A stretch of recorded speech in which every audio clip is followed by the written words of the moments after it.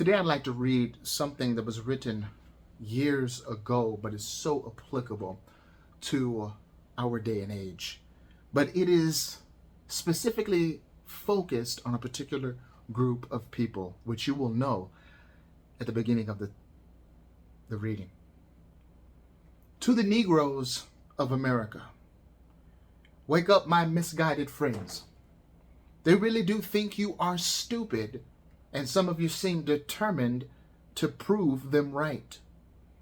Enough of you, in fact, to make all of you run a terrible risk, for they are making some of you believe vicious lies, and they are thus leading all of you straight into the gates of this hell on earth which they have planned. Stop a minute, my fellow citizens of the greatest country on earth. Indeed, stop 20 minutes to consider some of the plain facts to which they are making you close your eyes. There are now about 20 million of you on American soil. You first became masters of your own fate, as 4.5 million penniless former slaves only over 100 years ago. Let's take a look together at what you have been able to accomplish in only 3 generations. We must gather our facts out of a vast confusion of statistics, so we cannot guarantee precise accuracy. We have done our homework properly, however. The figures used are as honest and dependable as we could arrive at from the sources available. Besides, we are simply trying to tell a story, and it's a true story, whether all of the details are exact to the 3rd decimal place or not. We think it's an amazing and a happy story. Also, it is a story of which both you and your country as a whole can be very, very thankful for. Suppose you think of yourselves for the minute and purely for statistical purposes, almost as if you were a separate nation. And let's call this imaginary nation our Negro population. Then let's compare it on both material and spiritual levels with all of the other 120 nations on earth outside of the United States. In doing so, please keep constantly in mind the population of some of these other countries, such as the following: Great Britain, about 52 million, France, 49 million, Soviet Russia, 230 million, Japan, 98 million, India, 472 million, and you have only 20 million to compete with these numbers in possessions and accomplishments. Let's look first at the simplest and easiest of the measures of material progress. Our Negro population stands 5th, for instance, among all of the other nations of the world, regardless of size, in the ownership of automobiles. Or to put it another way, you, the 20 million Negroes of America, own more than twice as many automobiles as Albania, Bulgaria, Czechoslovakia, East Germany, Hungary, Poland, Yugoslavia, and all of Soviet Russia combined. In the census year of 1960, our Negro population would have ranked 10th among the other nations of the world in radio sets owned, and 6th in the ownership of television sets. As to house with bathrooms, percentage-wise, our Negro population is 7th among these 120 nations. Also, almost exactly 50% of the Negro households in the United States have washing machines. And since there are not enough of these very useful contraptions in most other countries for there to be any satisfactory statistics about them, we strongly suspect that our Negro population would rank very near the top on this list for the whole world. Now, some of the most basic figures are hard to nail down. We cannot give you the value, for instance, of all the goods and services produced by our Negro population. For there is no way to determine what part of our gross national product is turned out by Negroes.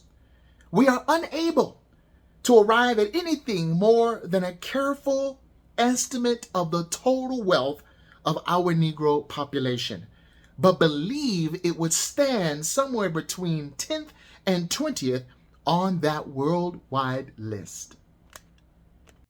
With regard to average income per person, our Negro population stands somewhere around 5th among all of the other nations.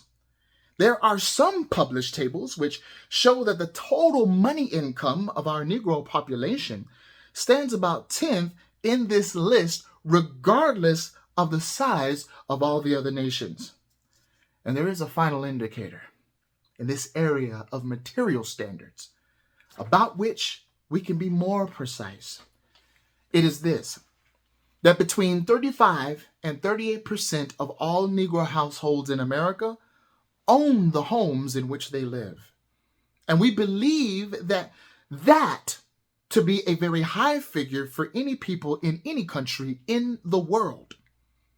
But let's get away from material things and glance at some spiritual needs. The comparisons should certainly please you. Some years ago, for instance, a British paper discovered and published the fact that a larger percentage of American Negroes get college educations than the percentage of Englishmen. This surprised many people, including the English.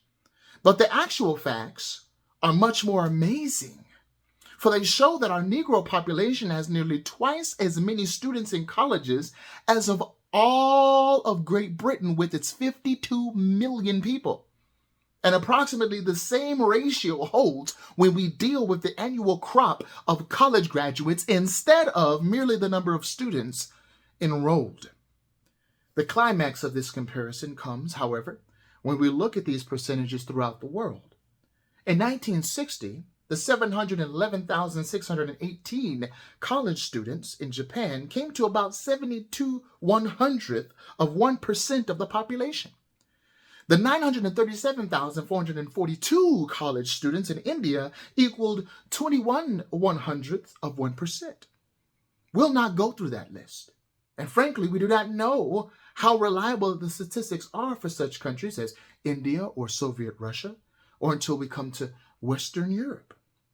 But for both France and West Germany, the college students constitute about 0.5% of the population. Please note, therefore, that the 232,278 American Negroes enrolled in all American colleges in 1963 amounted to over 1.1% of our Negro population. So we make a rather astounding discovery. It is that outside of the United States as a whole, the American Negroes have the highest percentage of their number attending colleges of any people in the world. Finally, in this statistical workout, let's look at another truly amazing comparison. The United States has more Protestant churches by a huge margin than any other country. Great Britain, or the United Kingdom, by which we mean England, Scotland, Wales, and Northern Ireland, comes second. But our Negro population alone runs neck and neck with Britain. And just ahead of it, both having about 55,000 Protestant churches. Now, Great Britain is predominantly Protestant. So are the 20 million American Negroes. Yet they have slightly more churches for their dominant religion than does Great Britain with its 52 million inhabitants. And again, in this category, our Negro population leads all the countries of the world except the United States as a whole. All of this is a noble achievement, my friends. It has taken toil and frugality and ambition and patience on the part of countless thousands of Negroes themselves. It has taken the goodwill and the helping hand of the white people among whom you have lived.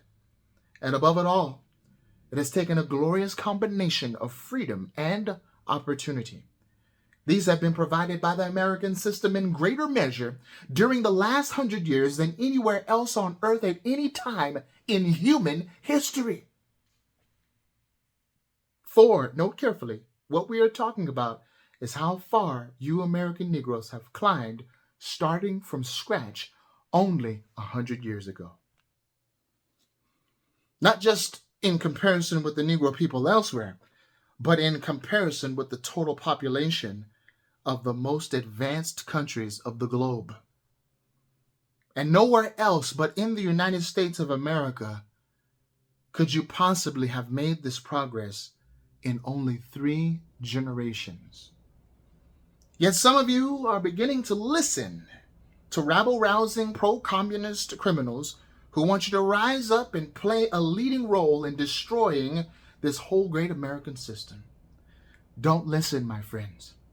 These communists, these tyrants, and their dupes are simply trying to use you. They want you to help them to create bitterness and turmoil and anarchy, which they need. For out of the resulting chaos, they hope to bring forth and impose on all of us together the brutal tyranny of their communist rule.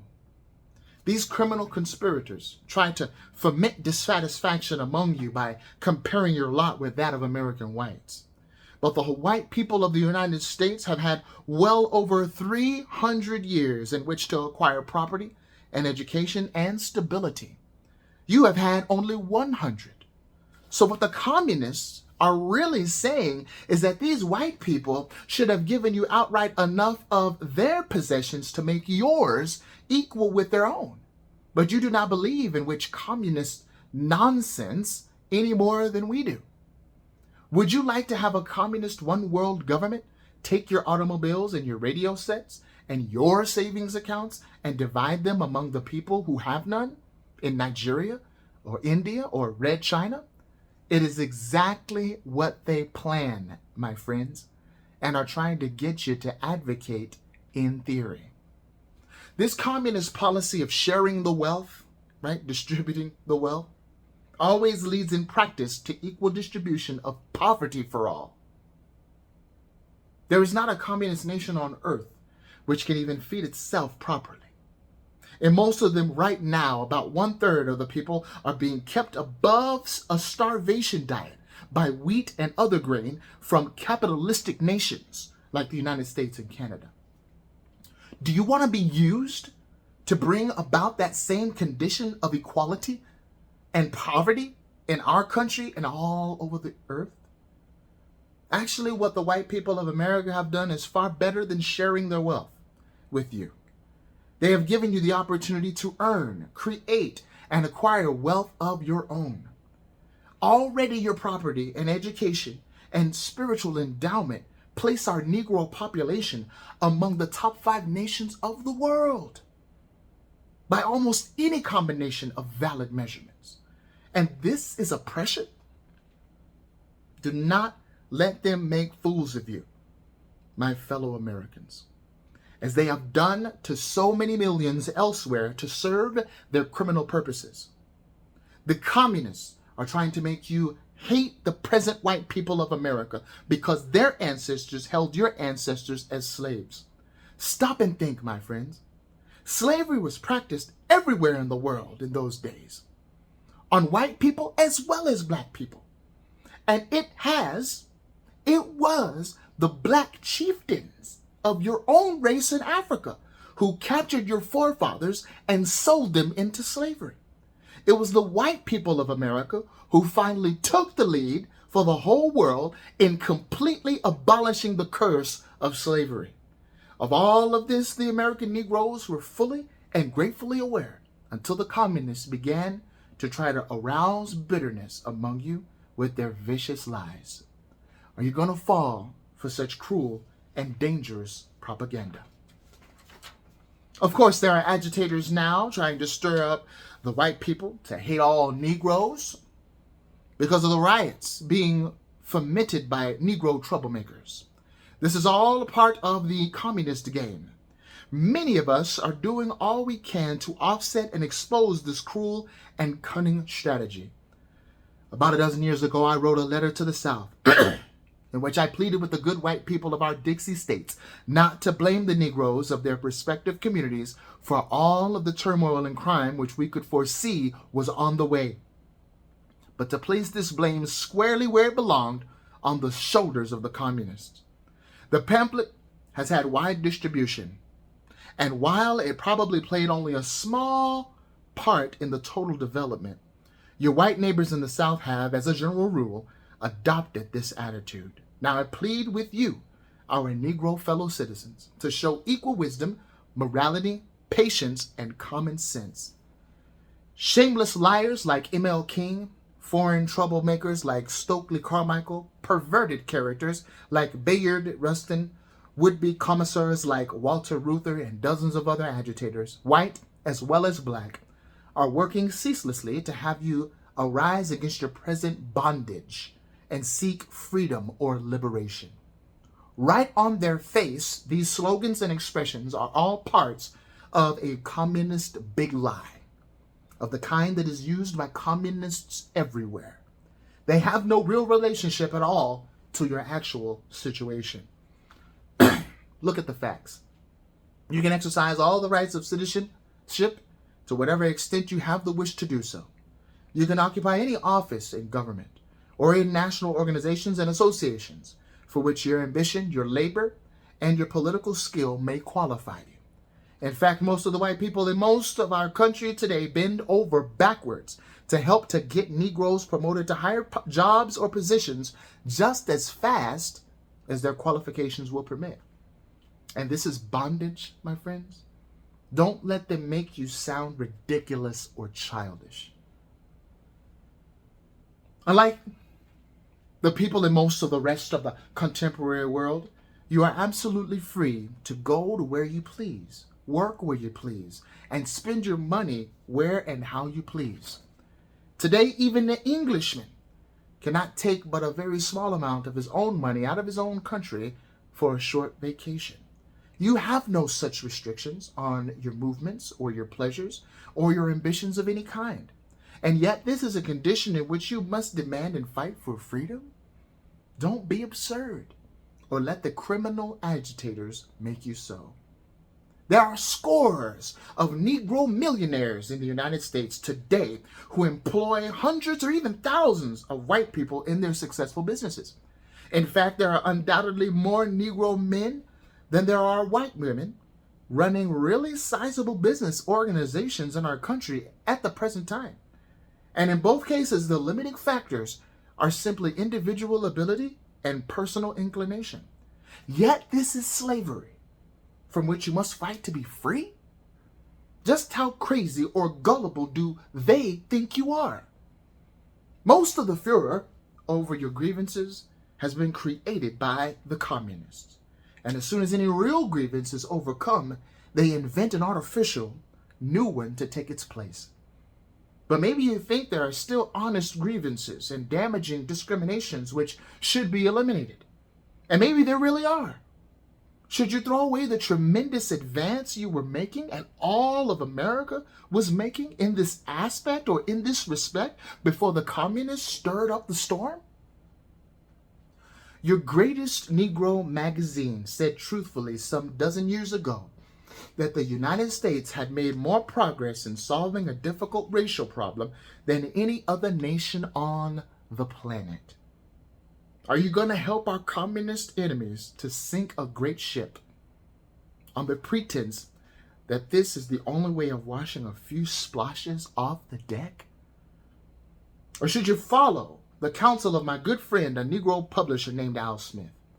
He carries in big type on the front page of every issue of his weekly newspaper this sage advice. In America, our first job is to stop and rout the communists. Then all of the problems, including racial problems, can be settled in peace and freedom. About 3 years ago, the communists picked the small city of Americus, Georgia, for destruction. It was to be torn apart and torn down by racial strife.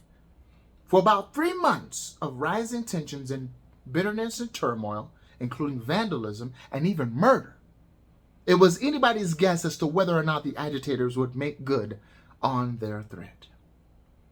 During those 3 months, the members of the John Birch Society, organizing other good citizens into committees to help them, appealed by every means possible to the residue of goodwill between the races, and constantly preached through every medium that love, not hate, was the Christian and the American way of life. And finally, when the climax came and passed, even representatives of the U.S. Department of Commerce stated publicly that it was these activities of the John Birch Society which had saved Americans from the horrible Holocaust. We, the good white people of America, do not want our cities to be burned, our country torn to pieces, and the ruins taken over by the communists. We know that you, the Negro citizens of America, do not want this either.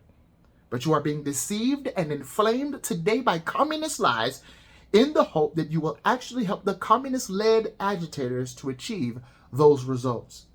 Wake up, my friends. Stop listening to these voices of Satan, which preach the communist theme of hatred as the very core of their strategy. Go to work to make all of the good people of your race understand how they are being used as fools and snared by communist debate. Wherever doubt exists, remember just one rule. It is the one we refer to above, which saved Americans, or which saved Americas, and can still save all of America. It is a very simple rule. Not hatred, but love is the Christian and the American way of life. And goodwill towards all men of all races is as much a part of the greatness of America as are its prosperity and its freedom. This is our America. It is your country and mine and the last best hope of all mankind. Let's stand up and save it together at whatever cost in labor and sacrifice and dedication.